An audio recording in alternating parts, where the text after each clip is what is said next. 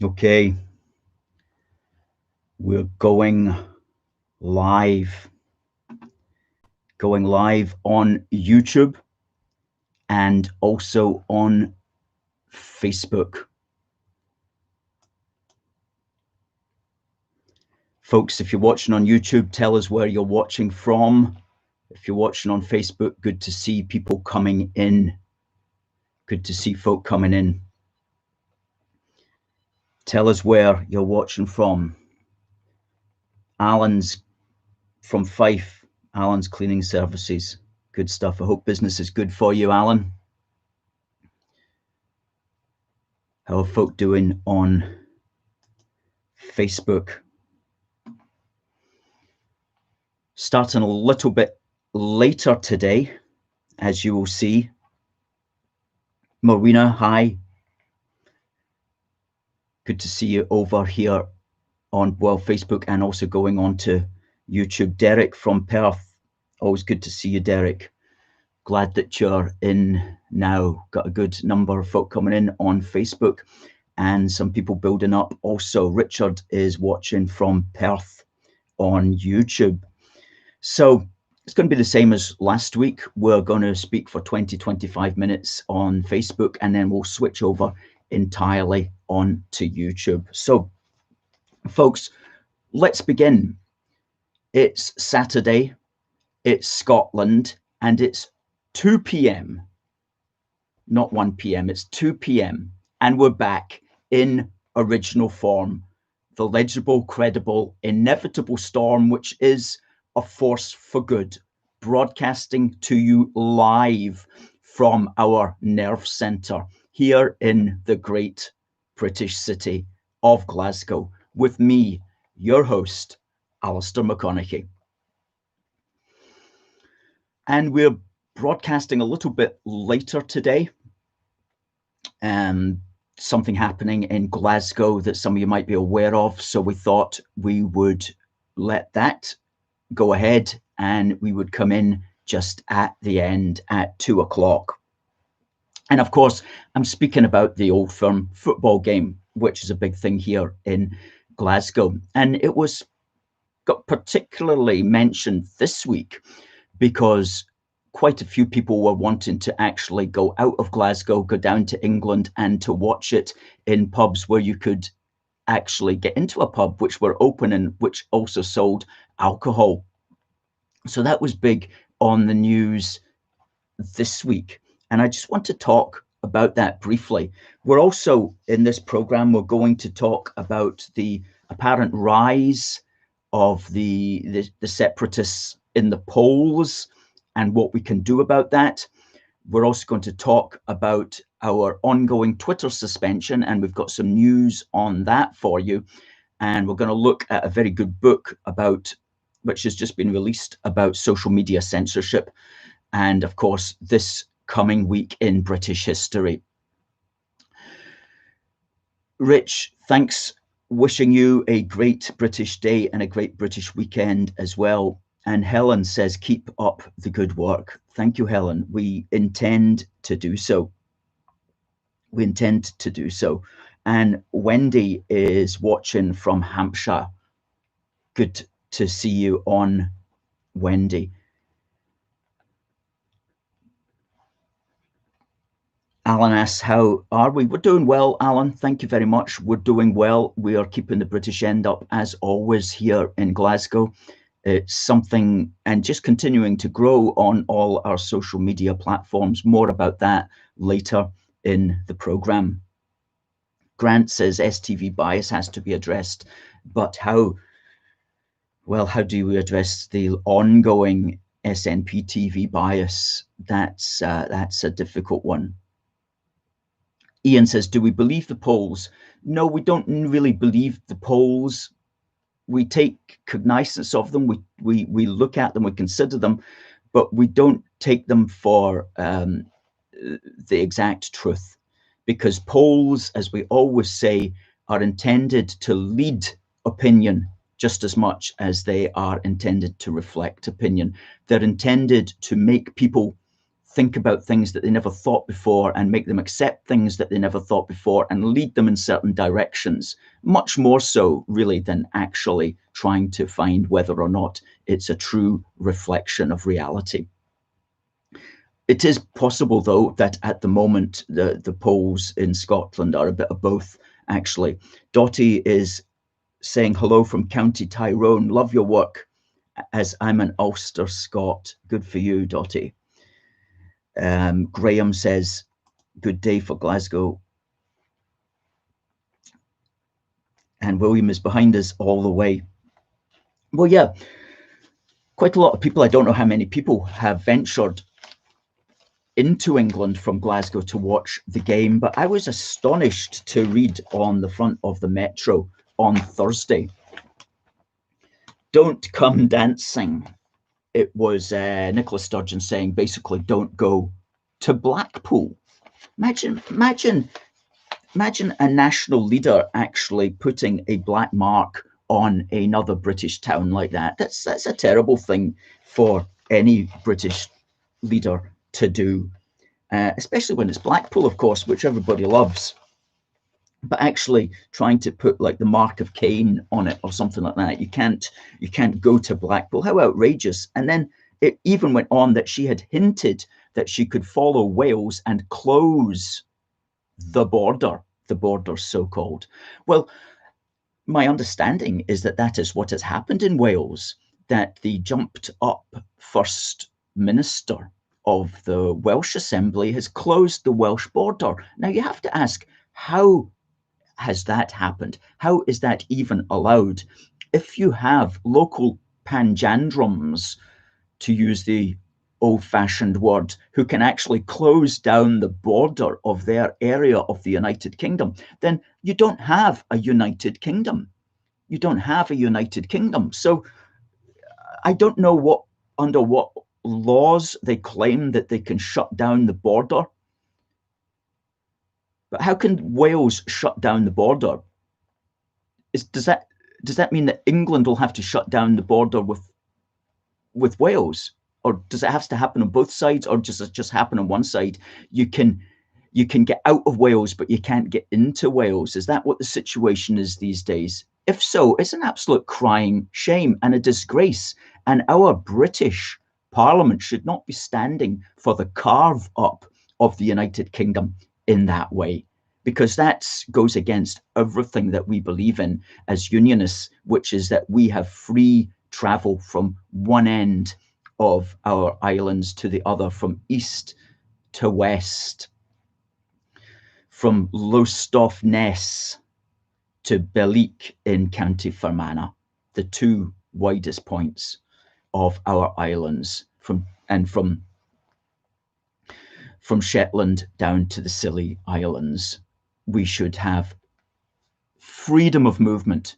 And if we don't have freedom of movement, then something has gone seriously wrong in the so-called devolution situation that we're in. May says hi from Fife, and Alan says greetings, fellow islanders. Good stuff. Good stuff. Well, good to see folk also on YouTube. Jonathan, who gets to participate in these polls? Well, exactly. I've never been asked. So if you are down in England watching the game, do give us a mention. Tell us where you are, and we'll wish you the very best. But just talking again about the power that our politicians seem to be having over our country at the moment. A lot of this was completely unexpected. Even seasoned political watchers such as ourselves never really understood the extent to which politicians have this power, if they want now, just to make the rules. And Neil Oliver put it very well, as he always does, in Talk Radio this week, and we'll put the link up to that after we've finished the program. We'll put it in the description box. But he said, and I quote, "It's been like a very alarming wake-up call. I hadn't really realized in my naivety that a government that just happened to be in power which was holding the parcel when the music stopped, could then award itself all the powers that it wants to have whatever control it wants to have over every move that everyone makes every moment of the day. In my naivety, I hadn't actually modeled that, if you like, and thought that was even possible. That every time we put a tick in the ballot box, we were surrendering our every liberty and our every freedom to whoever was actually in authority in Holyrood or in Downing Street when something like this happened.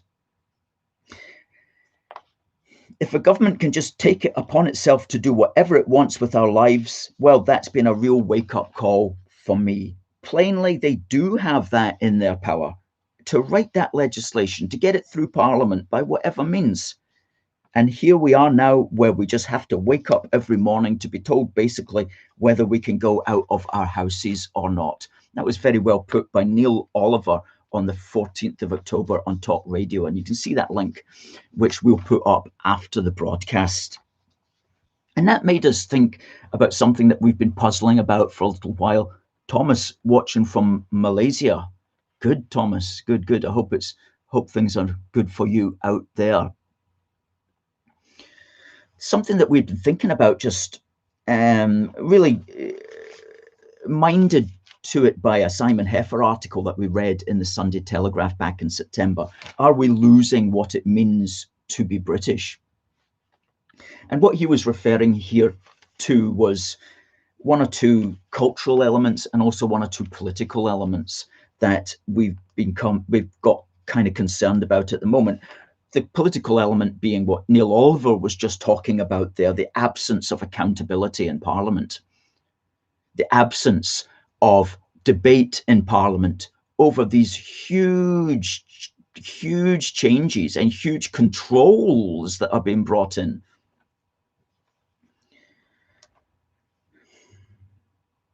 As well as talking about the elevation of the snitch culture as well, which tends not to be a British culture. The idea that you report people because you saw them sitting in a park or something like that, that's fairly unusual, and it's not a good development at all. And also the idea that personal responsibility, of course, is very much, well, used to be certainly very much a British theory, a British concept, a British belief in personal responsibility. And to that, I would add other things. And I'm putting together an article on this, which will develop around the idea of British cultural conventions. Okay, these are things that reflect our national character and have been found historically in song, in poetry, in story, and which we like to think are particular characteristics of the British. You know, and I want to make the difference between a characteristic and a value. When certain types talk about what it means to be British, they'll talk about values. But when you look at those values are very often just universal values that everybody has. Being nice, being polite, things like that. What we're talking about is characteristics, sort of the things that model the actual human being, that create the human being's sense of their reality. And one of them is bravery. Britons never, never shall be slaves. A British characteristic founded in song. Well, I would like to think that we will no longer be slaves, but sometimes it looks like, when you look at the people outside going along with all the rules and regulations, it makes you wonder, to what extent are we losing that British characteristic? Hopefully it can be reborn again. Another characteristic is a Briton's home is his castle. That's been accepted for centuries.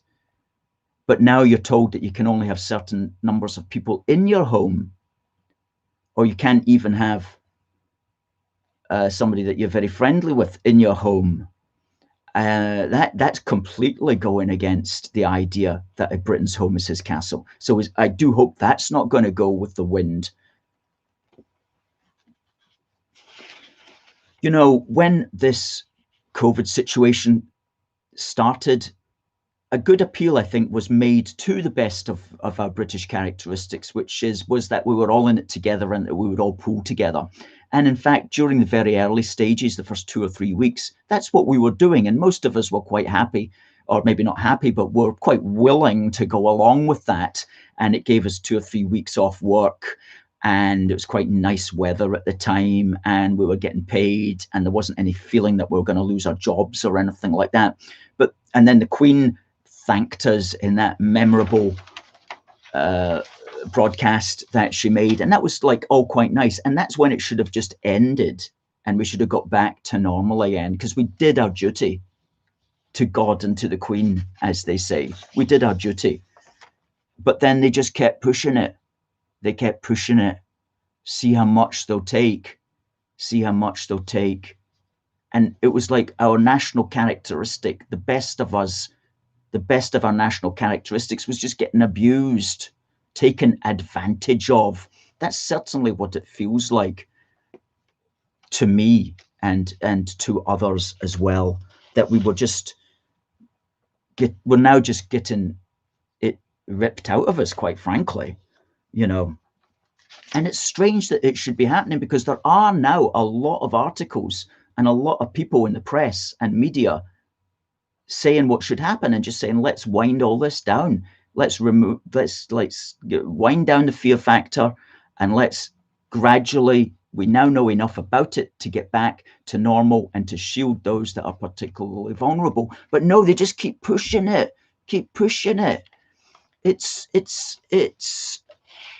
one can understand people trying to like figure out crazy reasons for that, because objectively it doesn't make any sense why they should keep pushing. Anyway, other British cultural characteristics, which self-sacrifice,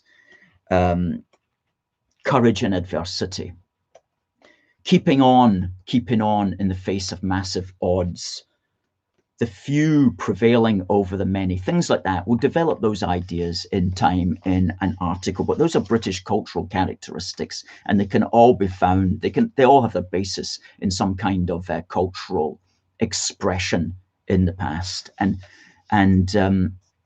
that's, we need to find those strengths again, so to pull out of this situation and to hold our politicians, whoever they may be, to account, because we're not going to be partisan on this particular issue at all.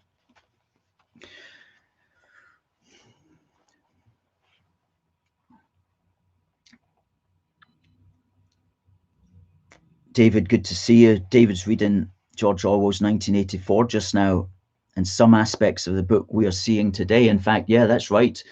Some people call it COVID 1984. I've noticed that going about the internet. Yeah, so not all cases of COVID are created equal. And this is the best article. We'll put up the link to that, although it is behind a paywall. It's in the Daily Telegraph last week. And it's the best article that we've seen on what is a case. What is a case? And it's really, really educational, really educational. And it points out that, let's say you developed a viral cold last winter. Were you a case? On a theoretical level, maybe, but on a practical, real-world level, the answer is no. You went to work and carried on with life. You were invisible to the authorities. Let's say it got a bit worse and you saw your GP. You're still not a case. You decided to take a couple of days off. Still not a case. You might show up in sick leave statistics, but not as a case of respiratory infection.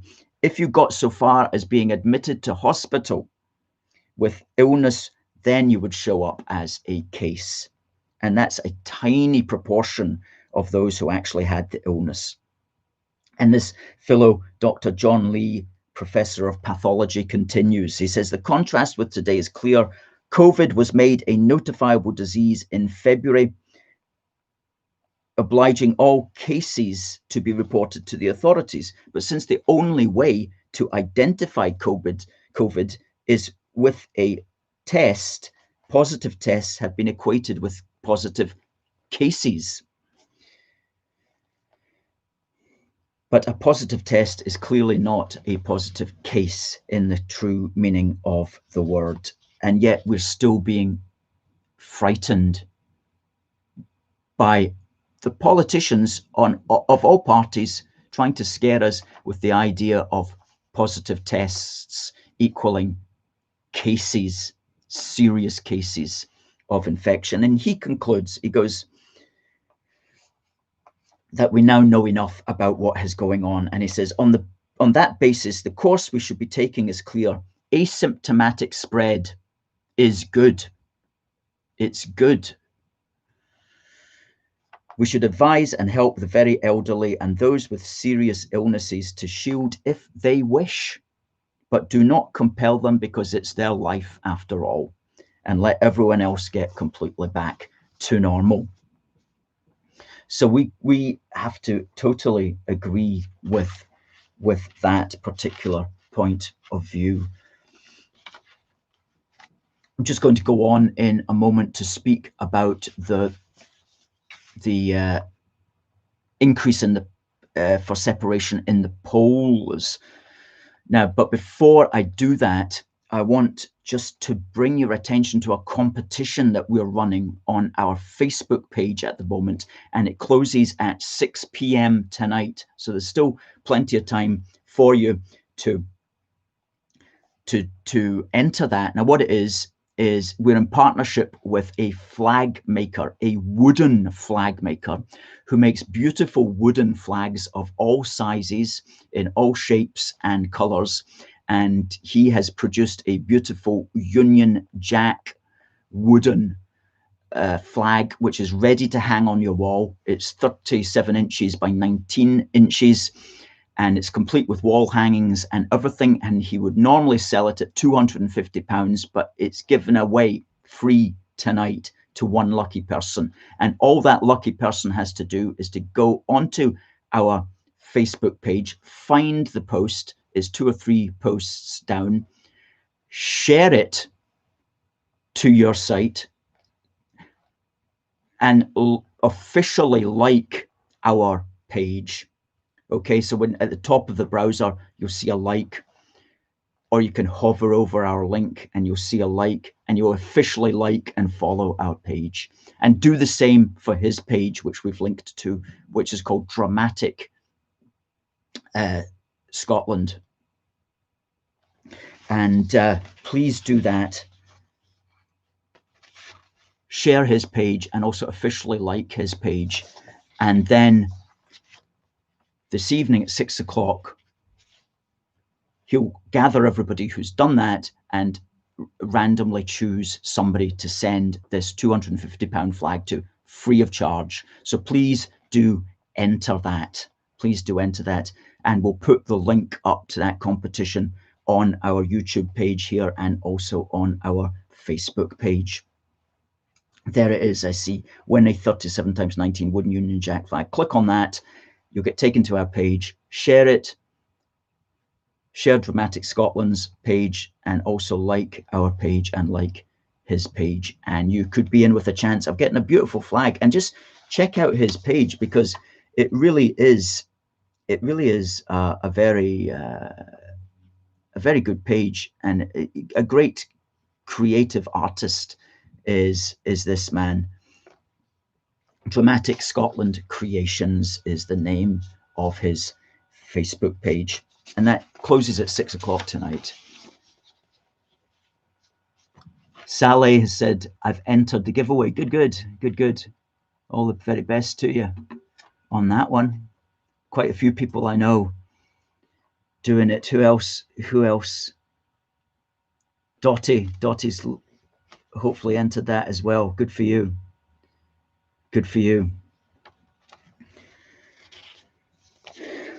Okay, folks, we're going to go right over to YouTube now, and we're going to concentrate on YouTube. And the reason for that is we need to get our subscribers up on YouTube, and we need to get our viewing hours up. And once we've got our subscribers and viewing hours up, then lots of opportunities will open up to us via the YouTube platform, including outside broadcasting with mobile phones and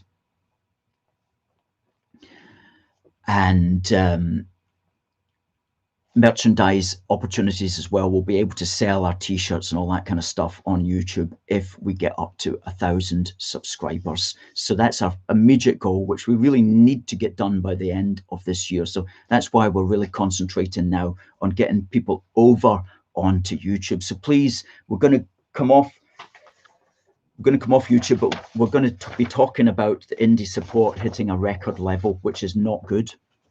And we'll also be talking about latest communication that we've got from Twitter regarding the situation of our platform, which was the biggest platform, the biggest pro-UK unionist platform on Twitter until they unjustly and wrongly and appallingly took us off on absolutely spurious grounds. And we've got more evidence now that the grounds were absolutely spurious. And so we need your help to think, what can we do about this? So we're just going over now directly onto YouTube. See us there, put the link up. We'll make sure you've got the link that you can click on for YouTube. And please put that at the top of our page so that you just click on that and you'll get taken straight through to the YouTube broadcast. See you there, folks.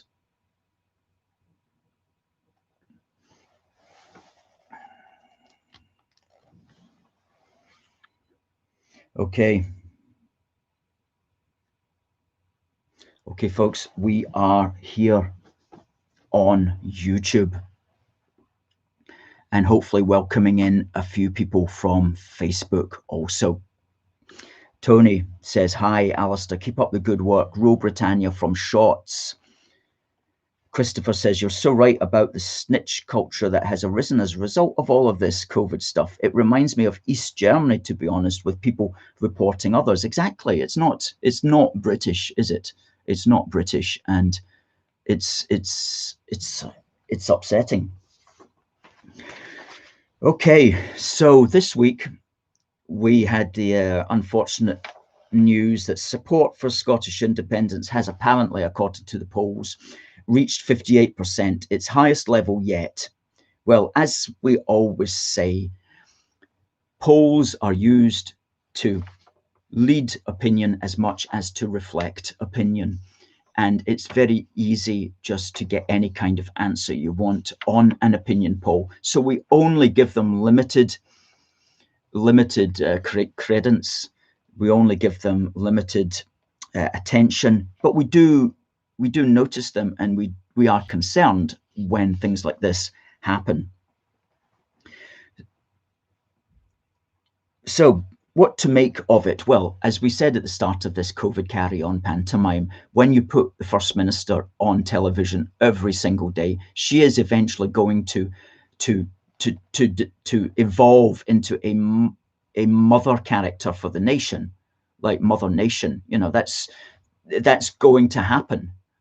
And the best that we can do is to be conscious of that and fight against it in our subconscious so that we don't get taken in with that. But when you put somebody up there every single day, broadcasting on every single medium and not being properly taken to task by the journalists, then people will just focus in on her, and providing she doesn't make a major misstep, she's not going to lose any support, and she might gain support. So these things are this sort of stuff is only natural when you elevate a leader into such a prominent position in the national life, and especially on the national media. So these things, so in a sense, it's natural, not because she's talking sense, but it's just the way that the mind starts to change when that's all you are subjected to, when that's all that you see.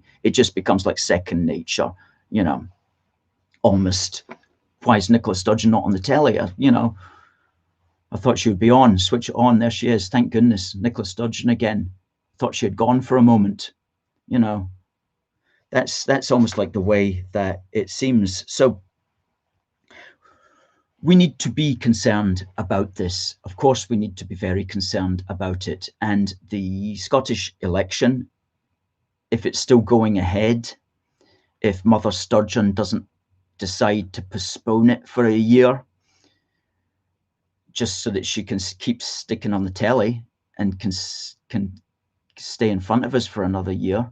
If she doesn't decide to postpone it, it should be going ahead on Thursday, the 6th of May, 2021. Now, the narrative, the story that has been built up by the mainstream media is that if her party, along with the Scottish Cabbage Party, which is to say the Soggy Greens, if they were to get a majority of seats, with perhaps one or two other independence-minded people on the regional list, if they were to get a majority of the 129 seats, then somehow that would be what they call a mandate for a second separation referendum. A mandate means the authority to do it. Well, if everybody accepts that, then that's what everybody's going to suddenly find themselves tied into. So we don't accept that. We do not accept that a mandate at a devolved assembly, a majority of seats at a devolved assembly, we do not accept that a majority of seats at a devolved assembly is a mandate to break up the wider state, to break up the United Kingdom. We don't accept that. Now, we have laid out our position in an article which appeared this week on our website, saying Holyrood cannot deliver IndyRef 2 mandate. And we sum up why that is, and we sum up what a proper mandate would be.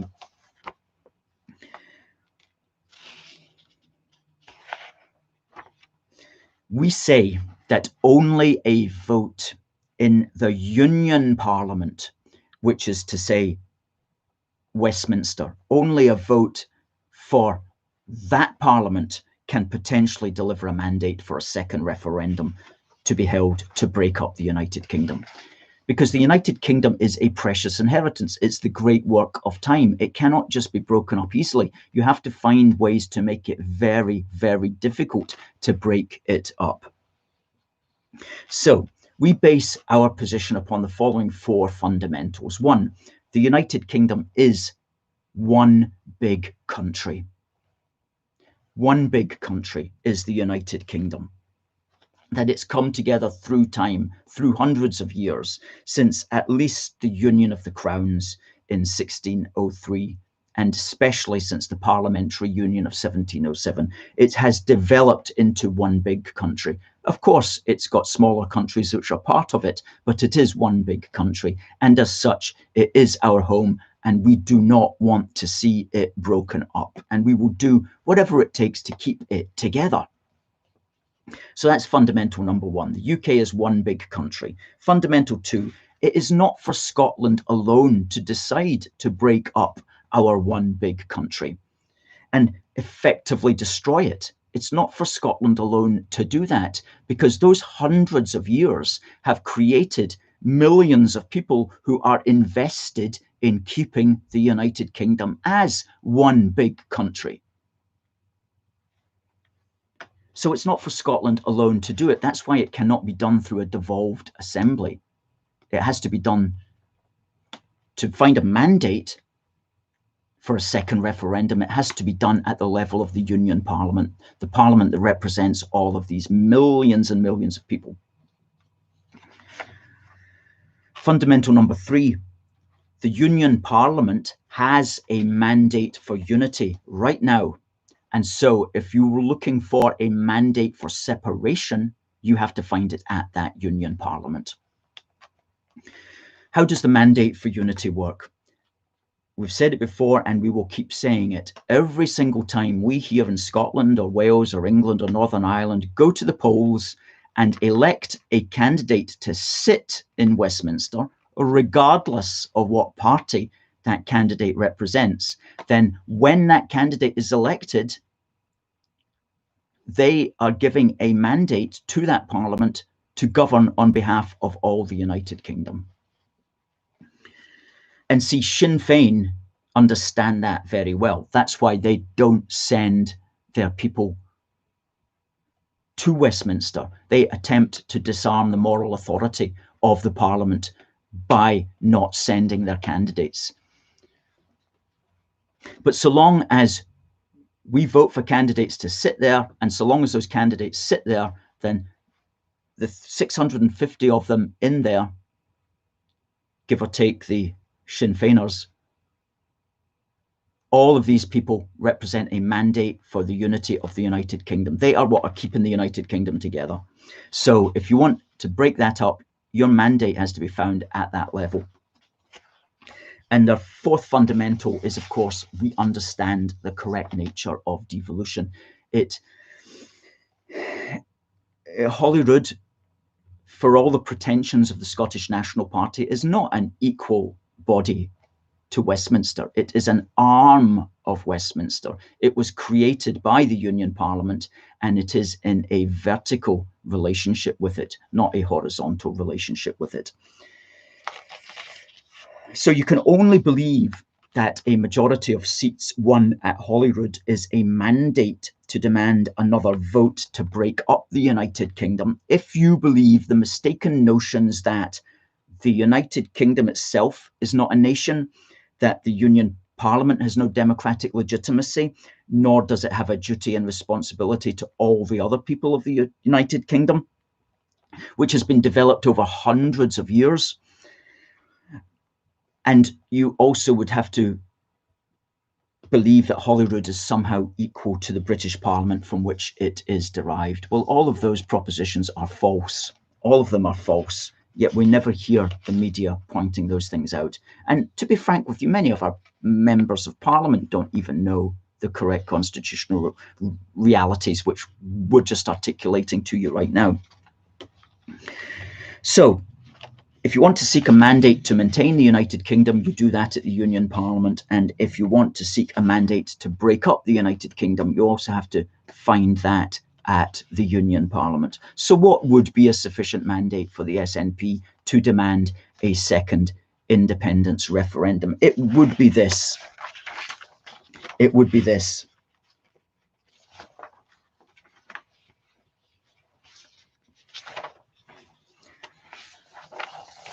The SNP and any other group would have to do it at the level of the United Kingdom Parliament during a United Kingdom general election.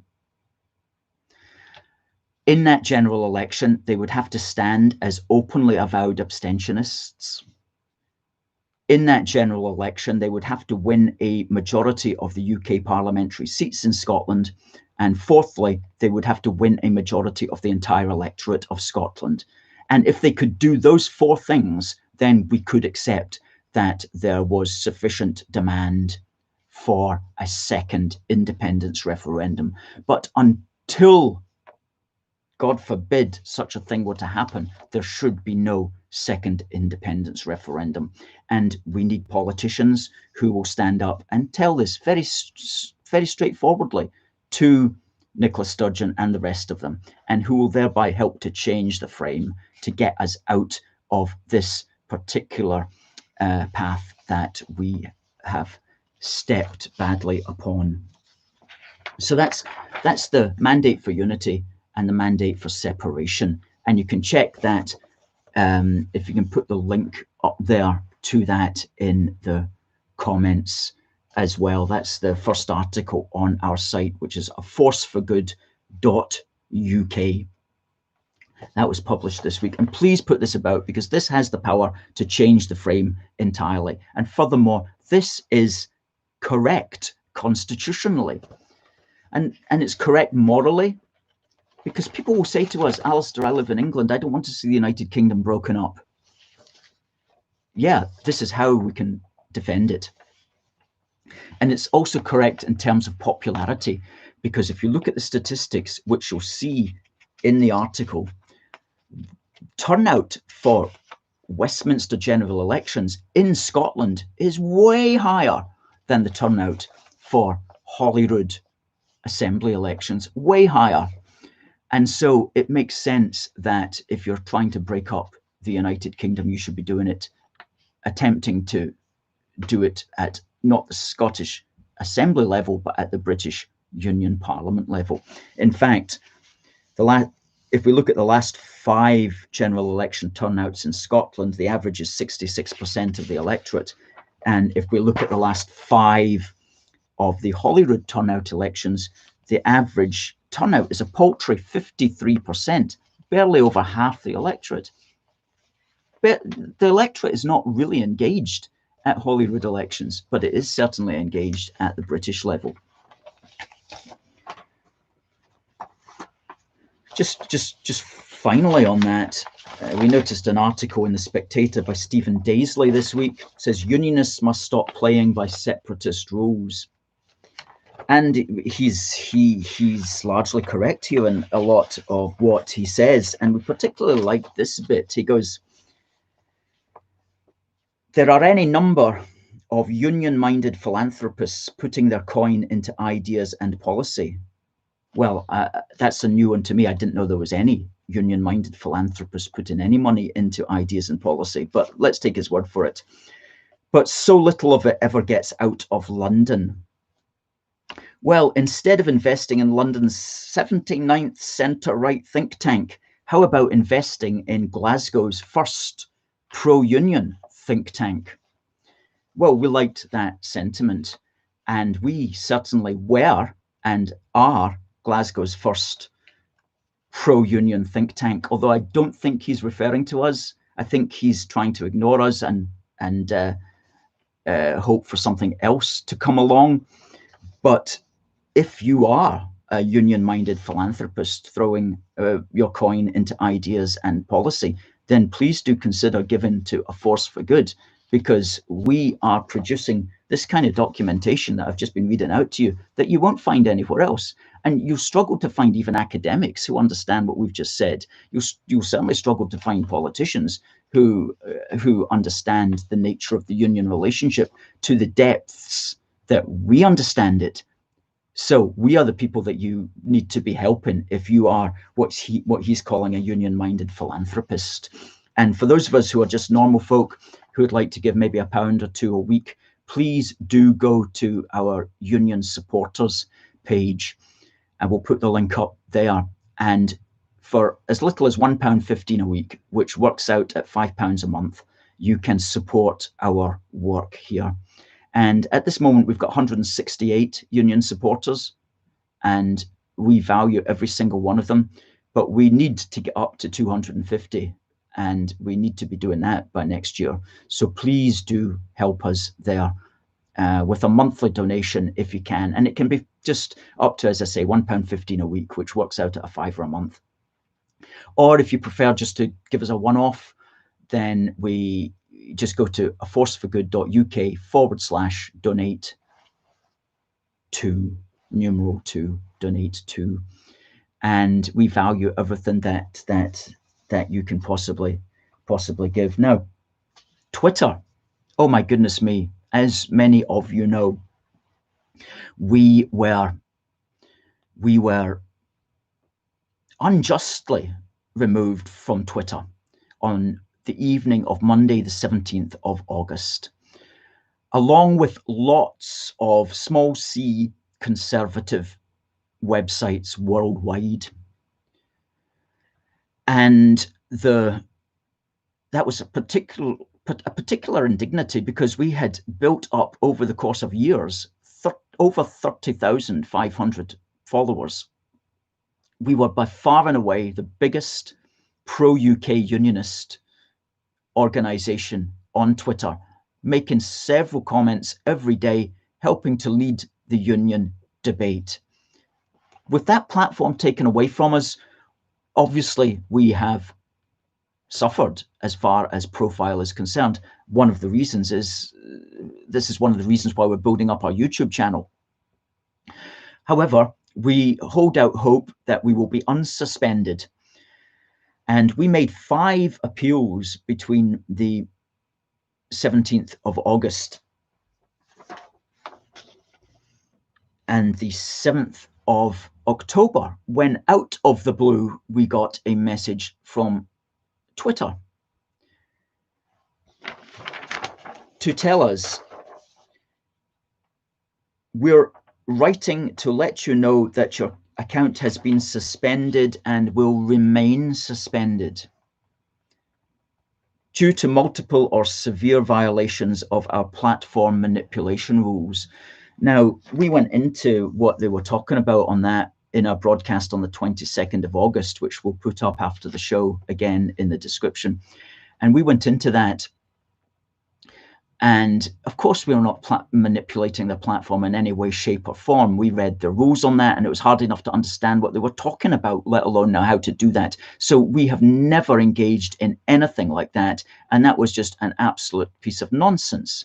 But they go on as if to elaborate on it, and they go, misleading others on Twitter by operating fake accounts is a violation of the Twitter rules. Fake account. In what possible way could they imagine that a Force for Good's Twitter account was a fake account? That account, in the very header at the top of it, had 4 photographs of me personally. An easily identifiable individual.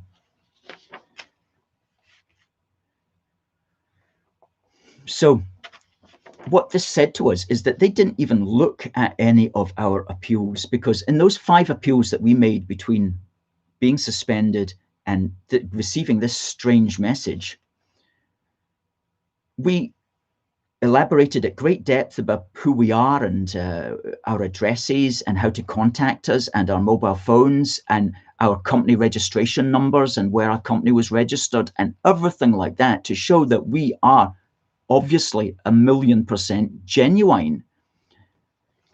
And we also asked for evidence that we had done anything that they were accusing us of. And of course, answer there came none. So what, again, you've got here is simply Facebook throwing its weight around because it can. Now, when you think about that, that's really democratically dangerous, because there are no other Twitter accounts on Twitter of our nature, that is, and of such reach, that is, an actual campaigning organization for the union, reaching almost easily 1 million people a month. There are no others. There's lots of anonymous accounts that are unionist, and there's 1 or 2 smaller organizations with much more limited reach than what we've got, but we were by far and away the leader. And that's really all we spoke about. We'd sometimes dip our oar into other small c conservative issues, but only within the context of our union and pro-British concerns. And we certainly never did anything like violate any of the terms on certain speech codes. Never did that at all. And as we always say, we didn't even swear, you know. So a complete injustice, and that we will continue to appeal against, and we hold out hope that perhaps somebody will actually read our appeal, because clearly that's not been happening so far. It's not been happening so far. But Twitter are really going at it. I saw in the Metro this week, 15th of October, Twitter suspends fake accounts of Black supporters.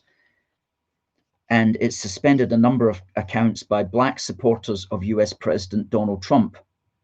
The social media company said the accounts broke its rules on spam and platform manipulation. Exactly what they claimed that we were doing. Many of the accounts used images of people that did not match their names. Well, whether they went into that in such depth, I don't know. It did not specify how many accounts it had suspended. So it's clearly going all out to take off anything that might be vaguely pro-Trump. And we may have got caught up in that, because a lot of American accounts got taken down, and they maybe thought that A Force for Good was some kind of pro-UK, pro-Trump account.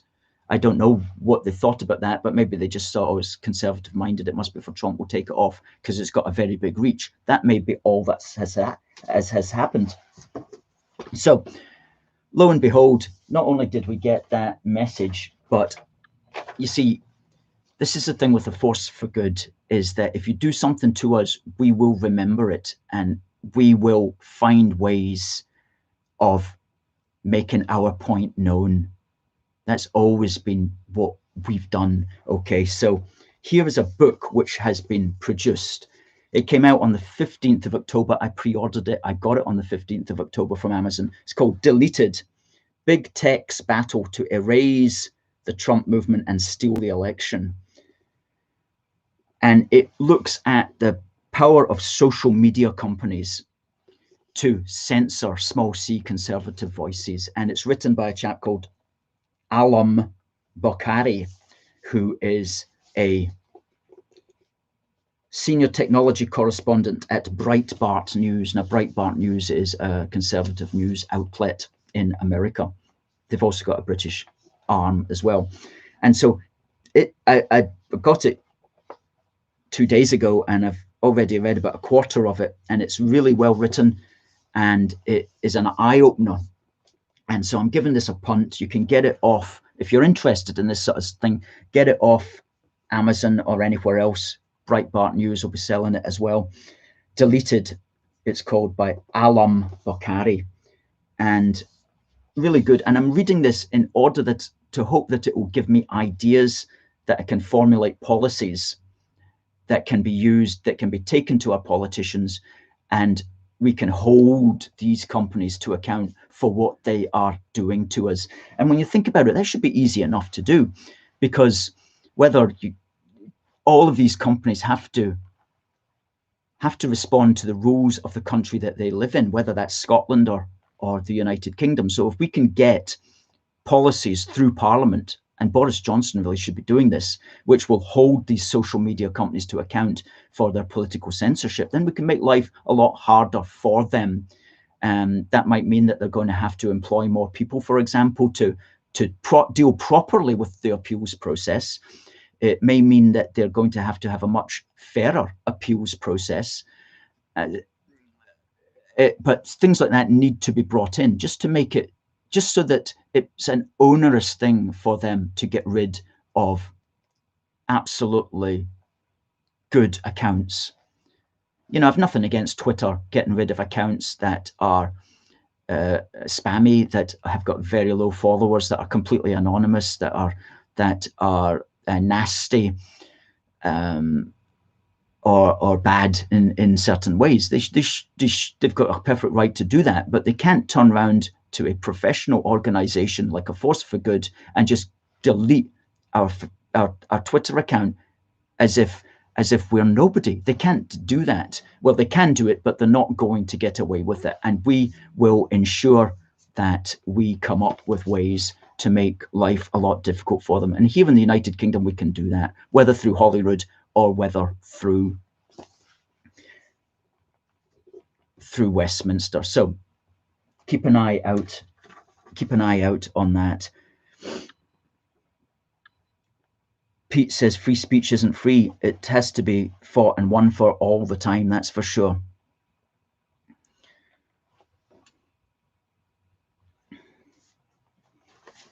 Well, folks, good to see everybody on YouTube. Please hit that like button. That also helps our reach if you hit the like button, and please do subscribe as well. And Christmas is coming up. Remember to get your wee copy of the wee book. It's only £5, and you can buy 1 or 2 copies. You've got some grandchildren, send each of your grandchildren a wee book. If you want me to sign it, I can sign it as well. Just leave a wee message in there when you buy it. It's only £5, and we'll get that straight out to you this coming week. Also, of course, our flag badge, which is this flag behind me. It says a Force for Good through the middle of it. These are good for clicking into Christmas cards, for example, to send a wee gift to a friend. And we've got the other one as well, which is the Union Heart. again, with the force for good through the centre of it. They're very well priced and they're good sellers. And Christmas is coming up, so there you go. Good. Well, this week in British history, and exciting week in British history. Today, the 17th of October, was the day that George II addressed Westminster and asked for money to fight the Jacobites. And we found his speech that he gave. It's on Google Books, and we transcribed it in its entirety, and we'll post that tonight. My lords and gentlemen, the open and unnatural rebellion which has broke out and is still continuing in Scotland has obliged me to call you together sooner than I intended. So wicked and daring an attempt in favour of a popish pretender to my crown, headed by his eldest son, carried on by numbers of traitorous and desperate persons within the kingdom, and encouraged by my enemies abroad, requires the immediate advice and assistance of my parliament to suppress and extinguish it. And he goes on in that vein, and he must have been pretty successful in it, because of course we know the consequences of that. That ended a few months later on the battlefield of Culloden. Also on this day, one of the founding heroines of British Canada died. Her name was Laura Secord, and she passed away on the 17th of October, 1868. And what had happened was she had overheard the Americans. This was the War of 1812 to 1815. She had heard the Americans were going to be attacking the British near Niagara Falls. And she ran overnight through the woods and forests and hills and mountains to tell the British what the American plans were. And she was aided in that by a contingent of Mohawk warriors with whom the British were allied against the Americans. And very shortly thereafter, the British were prepared and they beat the Americans in the Battle of Beaver Dams, along with their Kanawaki and Mohawk allies. We ambushed the Americans and took them prisoner. And she was born in Great Barrington in Massachusetts. And we hear a lot about Great Barrington these days because there's a Great Barrington Declaration on how to do COVID properly, which we tend to be in sympathy with. And I actually lived just outside Great Barrington for about 3 months when I was younger. So I know Great Barrington very well, and I had many a pleasant day in Great Barrington back in the 1980s. Late 1980s.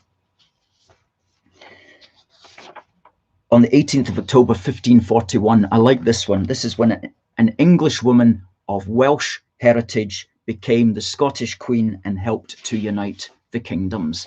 And I'm talking about Mary Tudor, and she passed away on the 18th of October in 1541. And she was a Stuart, she was a Tudor, and she married James IV of Scotland, who was to die at Flodden Field. But when Elizabeth I, who was also a Tudor, when she passed away without children, the line went through Margaret Tudor and arrived at the great James VI of Great Britain, who created this wonderful flag. So she's the reason in why James VI became the king that united the kingdoms of Scotland and England. And we always call him James VI of Great Britain, because historians call him James I of England and James VI of Scotland, but he wanted to be called James VI of Great Britain. And it was on the 20th of October in 1604 that he made that proclamation. And he said, "Wherefore we have thought good to discontinue the divided names of England and Scotland out of our regal style, and do intend and resolve to take and assume unto us in manner and form hereafter expressed, the name and style of King of Great Britain. Fantastic. And we did a big article on the Union of the Crowns, which is on our website, and we'll put that up in the link at the moment. And we call him James VI of Great Britain because that's how he wanted to be styled. But it also makes sense because he was the 6th James in the territory which had become the realm of Great Britain, even though England had never had a James I before. Just as today, Elizabeth II is the 2nd Elizabeth in the territory which has become the realm of the United Kingdom, even though Scotland never had an Elizabeth I.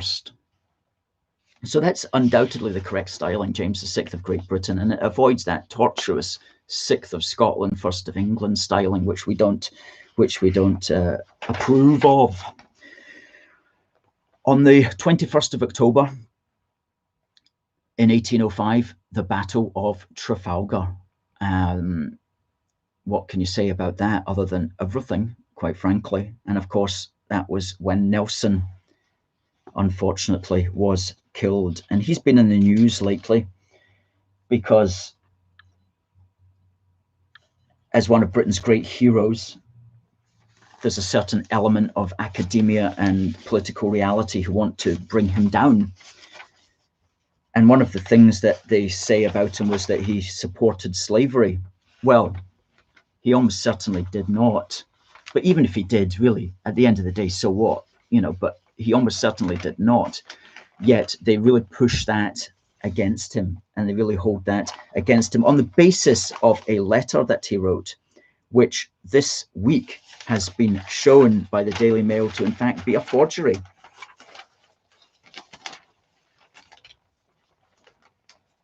Does this doctored letter sink claims that Nelson backed slavery?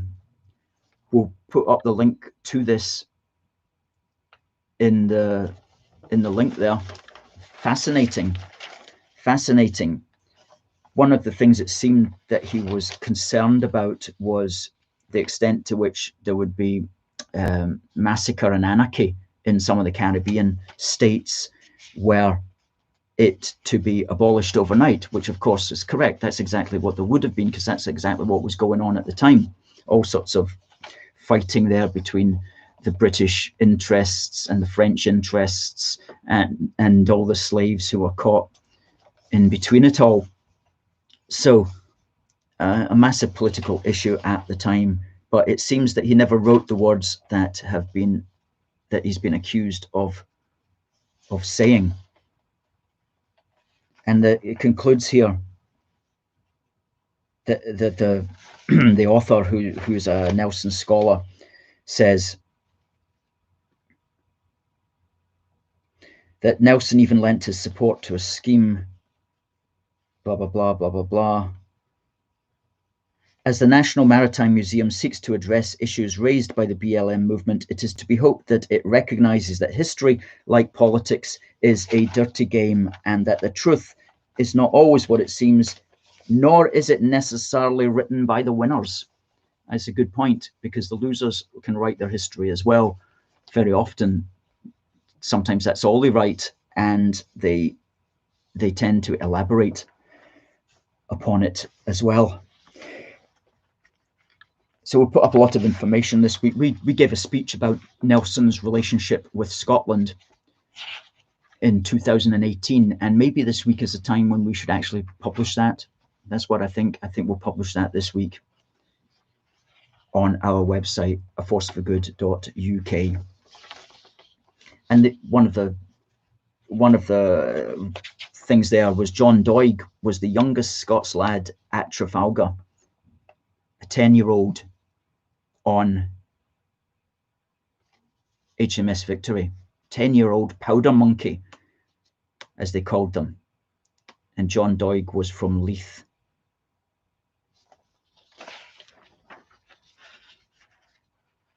And on the 23rd of October, the British Parliament sat for the first time on the 23rd of October, 1707. It sat as a consequence of Article 3 in the Treaty of Union, which states that the United Kingdom of Great Britain be represented by one and the same Parliament, to be styled the Parliament of Great Britain.